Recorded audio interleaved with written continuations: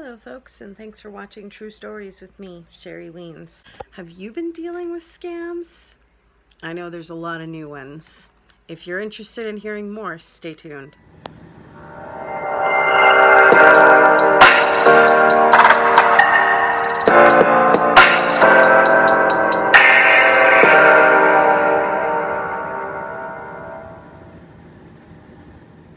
Let's talk scams for a second here.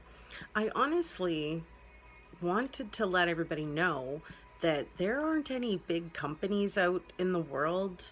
In fact, there probably isn't any small ones out in the world that go ahead and call up people to advise them of a purchase or a refund or anything else. Really, in all honesty, the companies wait for you to come to them, and then if you have a problem, you obviously call customer service. You get in touch with their information on Google and you go from there. Anybody calling you directly is automatically a little fishy, even if it's a refund or a purchase that's supposedly on your accounts. Don't accept the call, hang up, and call yourself to the company, because you can get the right information from the customer service representative. You going through to speak to customer support on an automated robocall that's a scammer, you're not sure you're actually getting to a customer service rep.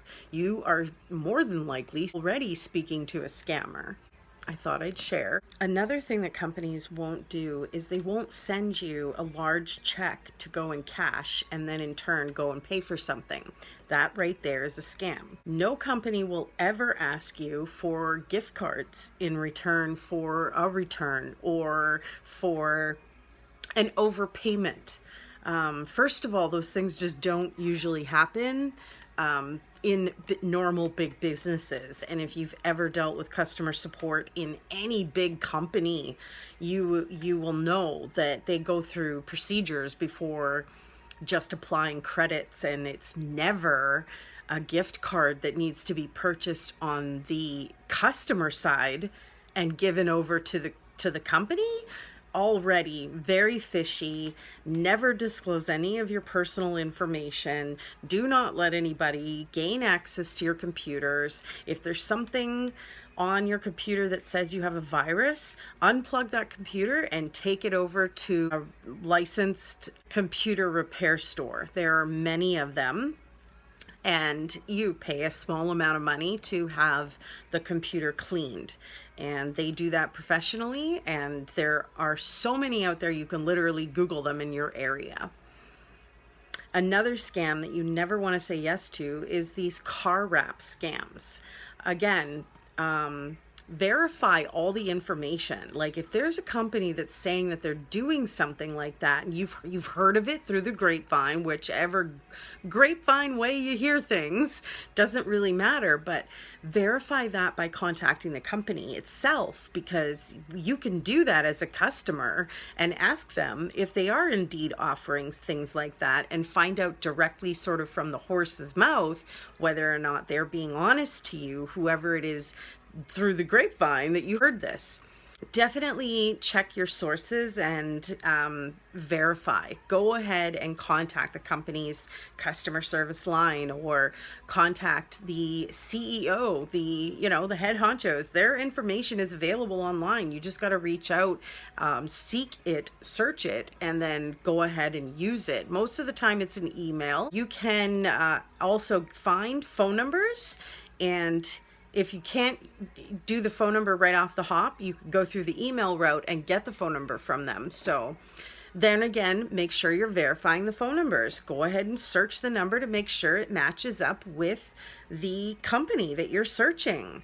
You need to sort of double action any action you're about to do. So especially if it's a purchase or a refund or some type of you're going to earn money situation, verifying that it is a legitimate business is sort of first and foremost before giving up any personal information of yourself. Another great point that I'd really like to mention to you all is that if you do overpay anything usually. It just stays on your account as a plus or a bonus. There's no refund, there's no cash back, there's none of that. So if you do overpay something, it's just going to show up as an addition on your bill where you're not going to get that bill the next month. It's going to show the reduction on your credit amount. So please don't fall for anybody trying to tell you that you have a cash credit coming your way because you overpaid something, because they will all I mean, all the companies will just keep it on your account. And if you overpay even a credit card, you overpay a utility bill, you overpay your phone bill, it doesn't matter what you overpay, it's just going to stay on the account. They're not going to give you back the money. It's just going to go towards the next bill. And I feel like alerting everybody to some of this knowledge and sharing it is helping others too. So I want to be the change I'd like to see in the world, and that's why I want to share some of these things of knowledge that I have from my own experiences in life. One more super important point that I need to mention to you guys is that your banking information. Now, most employers require you to give certain banking information. So if you disclose your bank account number, your transit number, and the institution number of your bank, that is completely fine, because the only thing that anybody can do with that information is deposit. So never, ever give away your passcodes, your login credentials, your usernames, your passwords. Such information, when you pair it up together, can absolutely be used maliciously to shut down your account. There's absolutely no company ever that will require you to give them your password to anything. And if anybody asks you for your password, it is a scam. 150%. Don't listen to that. I don't care what kind of story they give you. I'm telling you right now, your banking information as far as your transit and institution and account number is totally okay. Those three things are totally okay. But never the password. So never do you want to be signing over or sending login credentials for any site whatsoever, ever. All of that is a scam.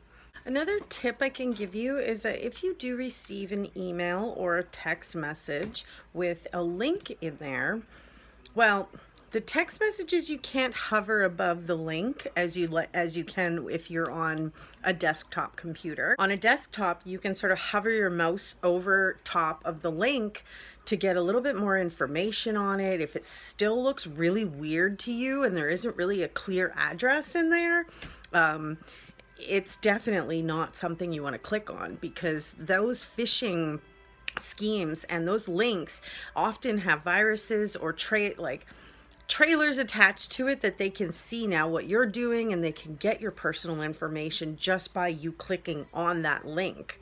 So anything you don't recognize from a text message that you get, don't click anything, because it'll just probably infest your phone.